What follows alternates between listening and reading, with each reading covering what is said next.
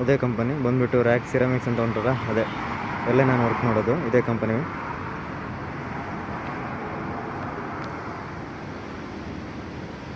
ದುಬೈಯಲ್ಲಿ ತುಂಬ ರೂಲ್ಸ್ ಉಂಟು. ರೂಲ್ಸು ಯಾರು ಬ್ರೇಕ್ ಮಾಡಬಾರ್ದು. ಸೊ ಇಲ್ಲಿ ರೂಲ್ಸ್ ಬ್ರೇಕ್ ಮಾಡಿದರೆ ತುಂಬ ಫೈನ್ ಬೀಳ್ತದೆ, ಪ್ರತಿಯೊಂದಕ್ಕೂ ಫೈನ್ ಹಾಕ್ತಾರೆ. ಸೊ ಇಲ್ಲಿ ಸ್ವಲ್ಪ ಕೇರ್ಫುಲ್ ಆಗಿರ್ಬೇಕು. ರೋಡು ಕ್ರಾಸ್ ಮಾಡುವಾಗ ಮತ್ತು ಅಲ್ಲಿ ಹೋಗುವಾಗೆಲ್ಲ ಸ್ವಲ್ಪ ನೋಡ್ಕೊಂಡು ಹೋಗ್ಬೇಕು, ಇಲ್ಲಾಂದ್ರೆ ಫೈನ್ ಹಾಕ್ತಾರೆ.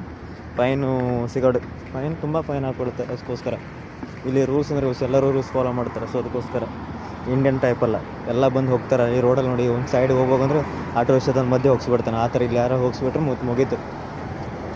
ಇಲ್ಲಿ ರೂಲ್ಸ್ ಅಂದರೆ ರೂಲ್ಸು. ನೀವೇ ನೋಡ್ತಾ ಇರ್ಬೋದು.